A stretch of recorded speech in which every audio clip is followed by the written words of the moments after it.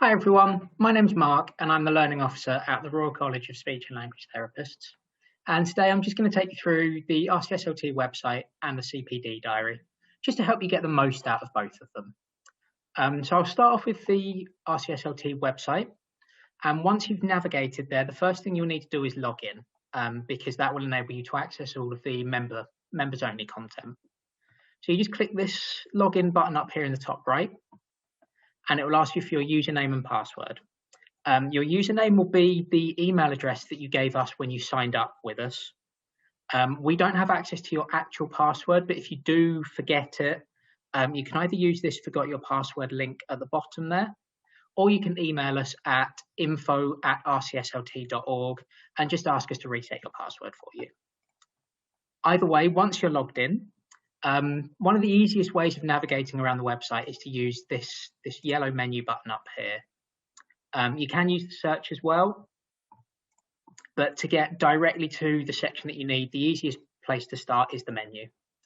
And first of all, if I show you the guidance section, so the clinical guidance is specifically for clinical conditions. So things like aphasia, dysphagia, stroke, any kind of clinical condition will be under there, while delivering quality services is more kind of the skills that sit behind being a speech and language therapist. So that'll be things like communicating effectively with patients, parents, families, caregivers, things like that.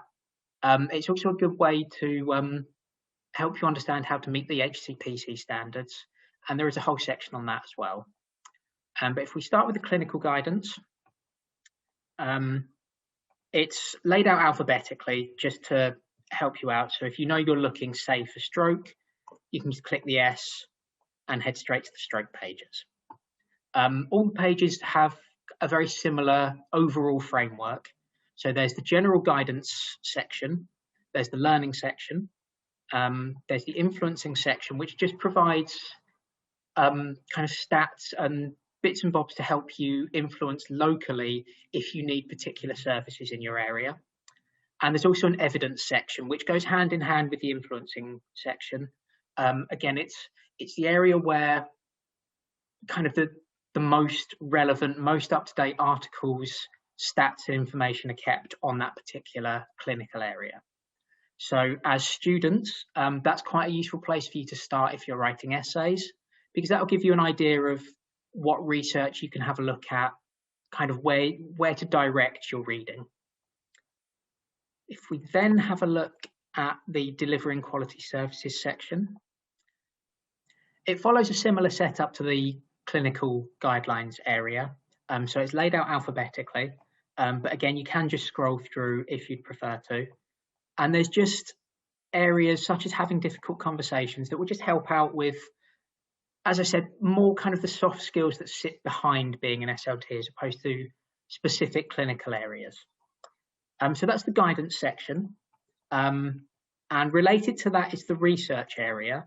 So again, if you're doing essays and bits and bobs like that, obviously you'll have your university logins, and that is likely to have the vast majority of the articles you need. But do remember that as a member, you have access to nearly 1,800 other journals and collections that maybe just has the bits and bobs you need to polish off essays, stuff like that. So if you're looking for a particular journal, what you can do is scroll down and click on the journals section. And likewise, that's set out alphabetically. So if you know the title of the journal you're looking for, just find it in the letter list, and you'll be able to access it from there. There are some other useful sections within the research submenu, such as evidence-based practice and disseminating research, research methods, and also a COVID-19 section, which contains research specifically on the impact and effects of COVID on SLT and SLT services. So again, if you're writing essays on anything to do with the coronavirus outbreak, that could be a really good place for you to find some targeted research. Outside of that, and just to mention, if you'd like to access previous copies of the bulletin, you can do so using this link up here. So you can access the bulletin archives, and they go back a few years now. And you can also access our bulletin archive, which has anything prior to the start of 2018. The last couple of bits I wanted to highlight on here, which I think are more useful for students and NQPs.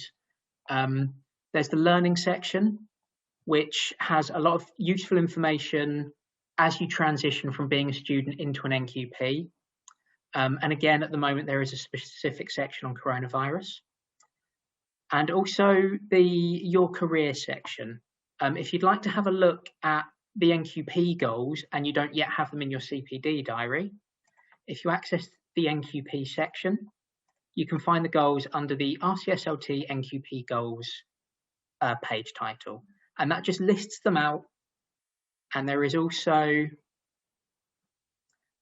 a downloadable version as well in Microsoft Word if you just wish to have them on your desktop. So at this stage, I'm going to take you into the NQP diary instead. You access that again via the main RCSLT website, but you use this button here. So it's got the stick figure outline on it. You just click that and then select CPD diary. And the diary I've got here is an NQP version. So the NQP diary has the RCSLT NQP goals automatically populated in it. If for any reason when you access your diary as an NQP and they're not there, just let us know because we can get those imported for you. And the way you use this is you assign activities, like CPD activities that you've done, against the relevant goal, which shows that you can meet that standard. So, for example, the first communication goal is all about communicating with people in a manner that's consistent with their level of understanding. So that could be when you speak to patients, it could be speaking to parents, carers and families, and it's just about adapting your communication to make sure you're not using too much jargon or oversimplifying for people. You can add an activity directly from the goal, so you just hit that button there. And once you've got a good range of activities that demonstrate your ability to meet that goal, you can request approval, which sends a note to your supervisor to say that you think you're done with it and you'd like them to have a look through and hopefully sign you off on it. You can do that per goal, so you don't have to wait for all of them to be done before you can submit one or two for approval. So if there's a couple that you've already got a lot of evidence for, you can get all that saved on there, submit it for approval. As long as your supervisor's happy with it, they'll sign you off on it and you don't need to worry about it anymore. You can also message your supervisor using the messages function. So that could be if you want a little more guidance from them on whether the evidence you've already assigned to it is enough. If maybe you're struggling to think of things you can add to it, you can check with them if they've observed anything that you've done that they think would help you to evidence that goal, and essentially just help you get signed off and out of the NQP stage as soon as possible.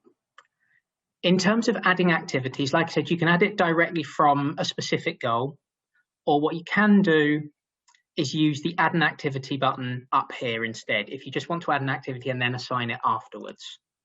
So if you click that, you just need to give it a name. So make it something that will make sense to you in maybe 2 weeks' time when you've forgotten entering it. I'll just use test activity. And you can either attach it to a goal here or you can assign it later. It is completely up to you. You don't have to attach it immediately. Either way, just hit the save button. And if you attach it to a specific goal, it will appear under that goal.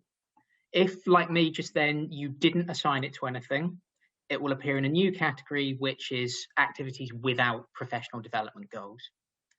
And you just need to click on it, and then you can add the detail in.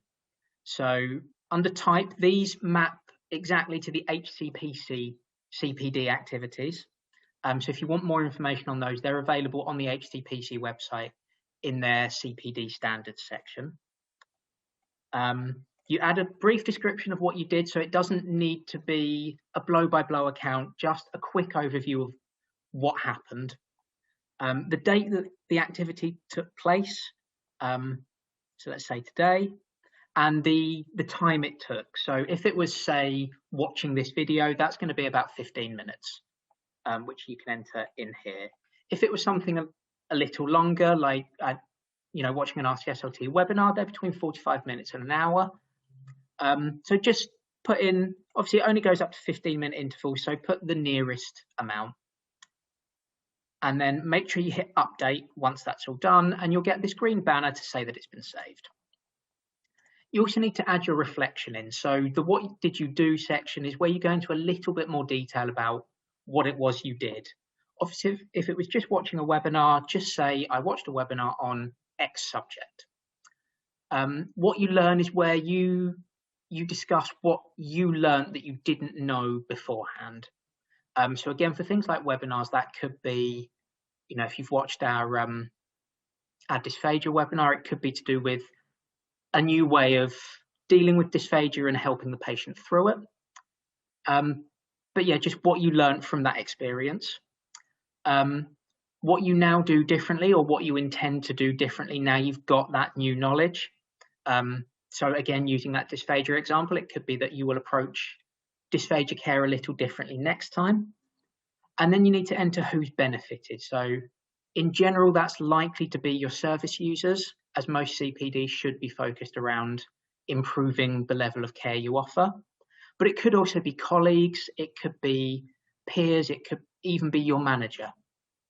Again, once you've entered all your information, just click update, wait for that button to come up, and then you're good. And finally, you can also add documents and links.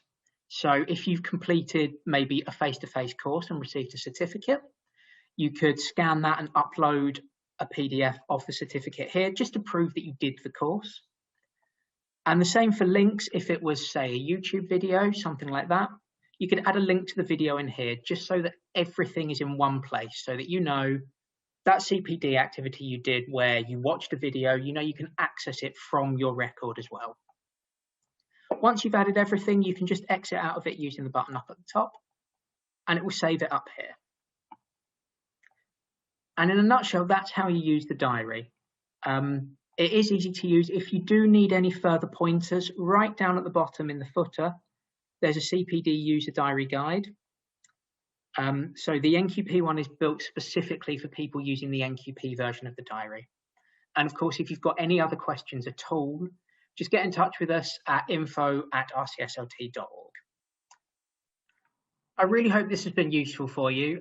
Like I said, if you have any further questions at all, you can email us, or you can use the Contact Us form, which you can access through the menu and then under the Contact Us page, where you can enter in everything you need in relation to your question, and then just make sure you click send us a message at the bottom. Thanks for watching, guys, and like I said, let us know if there's anything we can do for you. Thank you.